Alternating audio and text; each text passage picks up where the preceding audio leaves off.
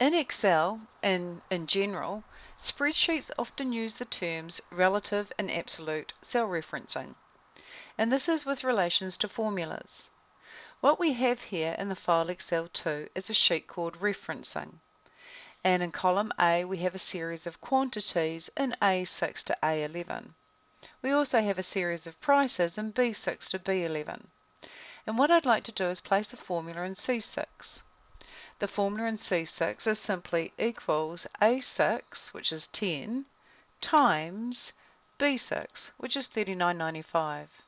When I press enter, A6 times B6 is equal to $399.50. That answer is correct. I wish to fill this formula down, so I'm going to place my mouse in the bottom right corner of C6. When I get a thin black mouse pointer, it's a cross, then I'll double click, and that will automatically fill down the formula as far as columns B and A go. I could have dragged the thin black cross, but it's just as easy to double click. Now once the formula is filled down, I can now explore the formulas. To explore the formulas, we did add a button to our quick access toolbar in the stage 1. Now let me just remove this button and take you through that process in case you didn't do stage 1. If I right click this button, I can remove this button from my quick access toolbar. If I then go to the formulas tab in the ribbon, I can see the button over here, show formulas. I can right click this button and I can add it to the quick access toolbar. So that's how we added this button to the quick access toolbar in the Essentials course. Now what I'd like to do is click this button to show formulas. When I show the formulas, I can see the original formula I placed in C6, which was equals A6 times B6. Now the term relative cell reference means that A6 is a relative cell reference because as the formula was filled down, it relatively changed to A7, A8, A9, 10 and 11, and that's correct because we want it to grab each subsequent quantity. We also notice that B6 is a relative cell reference. Again, it changed to B7, B8, B9, 10, and 11 as the formula was filled down. And again, that's correct because we want it to grab each subsequent price in B7, B8, B9, B10, and 11. So whenever we copy and paste or fill a formula, it automatically will relatively adjust cell references. And that's what we want most of the time. Let's turn off our formulas or hide our formulas by clicking this button again. And let's enter another formula in D6.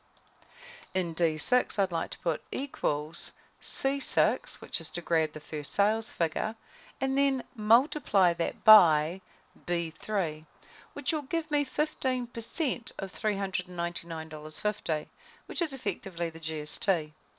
I'll then press enter and I get the answer $59.93, which is correct. I'm then going to double click the thin black cross that appears when I put my mouse in the bottom right corner of D6 and fill the formula down. Unfortunately, I've got some rather large GST figures. These are definitely not 15% of each of these sales figures, and I have an error and a 0. To figure out why I have a 0 in D7, let's show the formulas. When I show the formulas, I can see the formula in D7 is equals C7, which is correct, times B4. But there's nothing in B4, and that's why I'm getting the answer 0 when I hide the formulas and look in D7.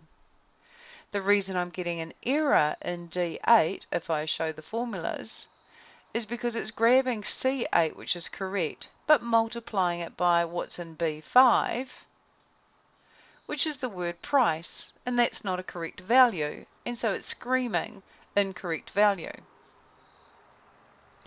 The reason being, if I show the formulas, the original formula we stuck in D6 is correct, and we do want C6 to change to C7, 8, 9, 10, 11, but the B3 is in B3 and only B3. We do not want it to change to B4, B5, B6, B7 and B8. We want the B3 to be a constant, or what they call in Excel an absolute cell reference. To make B3 an absolute cell reference, let's just hide the formulas. let's just go undo to undo the filling down, and let's make a modification to our original formula in D6. Now you can edit the formula by clicking up in the formula bar, but I'm all about doing things the fast way. I'm going to press the function key F2, which throws me into edit. I'm then going to press the function key F4, which puts dollars on the B3, because I just happen to be sitting near B3. I'm then going to press enter. I'll then double click the thin black cross to fill my formula down, and I get correct answers. I'll then click the show formulas button, and I can see the effect of the dollars was to lock in or turn B3 into an absolute cell reference, and I've left C6 as a relative cell reference. So whenever you see dollars around the B and around the 3, it means the B's not allowed to change because there's a dollar in front of it, and the 3's not allowed to change because there's a dollar in front of it. The beauty of this particular scenario is if GST should change, and no doubt it will, we go to B3 and we change it. Maybe GST will go back to 12.5%, so I'll type 12.5, and when I press enter, watch, all the GST values will change to 12.5%. Maybe GST will go back to 10%. When I press enter, all the GST values recalculate. Or maybe GST will go back to 0, in which case there's no GST. But at this stage, the GST is 15%. I change it in one place and everything recalculates.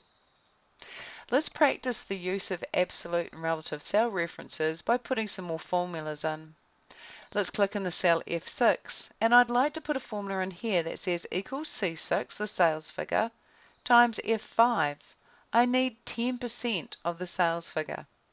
So I'll go equals C6 times F5. Now before I press enter, I know that when I fill this formula down, I'm going to want the C6 to go to C7, 8, 9, 10, and 11, but I'm not going to I'm not going to want the F5 to change. I want to lock in the F5. So I'll press F4, the function key.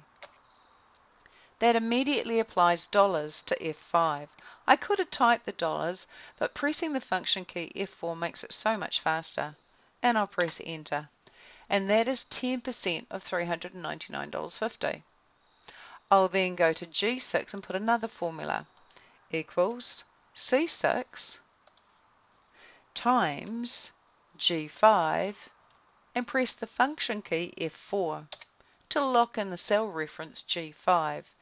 So C6 is a relative cell reference and G5 is an absolute cell reference.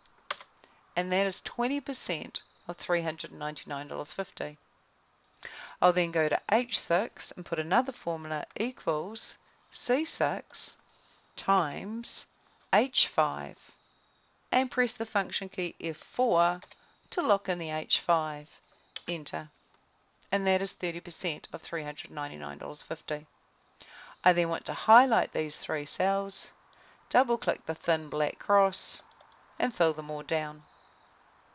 If I then show my formulas, you'll see that by putting a dollar, by pressing F4 and putting dollars on B3, they haven't changed.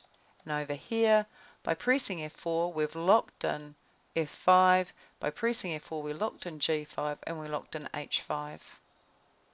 If I hide my formulas and I change these values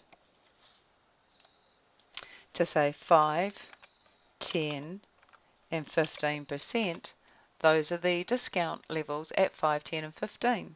And I can change it back to 10, 20, and 30%.